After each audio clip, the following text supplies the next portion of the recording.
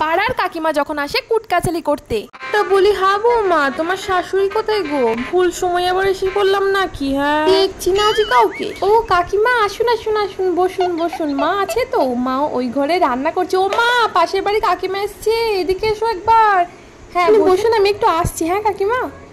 ও হ্যাঁ হ্যাঁ, যাও, আমি বসছি বসছি। বাবা, আসতে না আসতে কত ব্যস্ত সব। আরে দিদি যে কখন এলেন? আসুন আসুন আসুন, বসুন বসুন। এই এলাম, ভাবলাম তুমি আবার নেই। বাবা কত ব্যস্ত। তোমার বৌমাকে জিজ্ঞেস করছিলাম যে আমি আবার ভুল সময় এসে পড়লাম। হ্যাঁ, যেটা বলতে এলাম আর কি, তা বলছি তোমার বৌমা যে সব গেঞ্জি জিনিস টপ পরে ঘুরে বেড়ায়, তো তোমরা কিছু বলতে পারো না বাবা? তোমরা বলো না নাকি? তোমাদের কথা শোনেন না?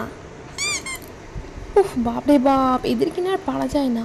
তা আসলে কি বলতো দিদি, আমাদের বৌমা না আমাদের মেয়ের মতো, ওকে আমরা না মেয়ে হিসেবে রেখে দিয়েছি, বৌমা করে আনিনি, বুঝলে তো? ওর যা পছন্দ তাই পড়ুক। আমরা ওকে প্রথম দিনেই বলে দিয়েছিলাম যে তোর যা ইচ্ছা তাই পড়বি, শুধু শালীনতা বজায় রেখে তো পরে বলো। আর কিছু তার পরে নি যে বলবো। বাবা কি বলো কি, সেদিনকে দেখে তো আমার ছিচি ছিচি, কি লজ্জা কি লজ্জা, আমি তো চোখ ফিরিয়ে নিলাম। তা দিদি, আপনার রান্না বান্না সব হয়ে গেছে? কাজকর্ম কিছু নেই না? মানে এই সময় এসছেন, কাউকে ভালো কথা বলতে গেলে আবার লোকের গায়ে ফোসকা পড়ে, এই জন্য মানুষের ভালো করতে নেই।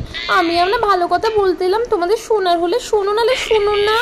না দিদি, আমরা ওকে বলে দিচ্ছি, ওর যা ইচ্ছা তাই পড়বে, ছোট মেয়ে, ওকে কেন বলতে যাবো? ও তো খারাপ কিছু করছে না। তা আমার আবার অনেক রান্নাবান্না আছে, বুঝলেন তো দিদি। যাই, হ্যাঁ পরে কথা হবে, পরে আসবেন একদিন, না হয় বসে কথা হবে। এখন গেলাম, হ্যাঁ যান, আসুন। বাবা কত ঠং, আমি যেন কেন বসতে এসেছি। জানি না কোত্থেকে সব চলে আসছে, এদের এত প্রবলেম কেন? আমাদের অসুবিধা নেই, এনাদের যত প্রবলেম। সত্যি আমি কত ভাগ্য করে শাশুড়ি পেয়েছি। বিয়ের আগে ভাবতাম কি সব শাশুড়িরাই খারাপ হয়, কিন্তু না, আমার মতো শাশুড়ি যেন প্রত্যেক ঘরে ঘরে হয়।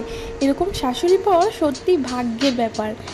আমাকে বৌমা না নিজের মেয়ের মতো দেখে, সেই জন্য তো আমি এখানে নিজের মতো বাঁচতে পারি।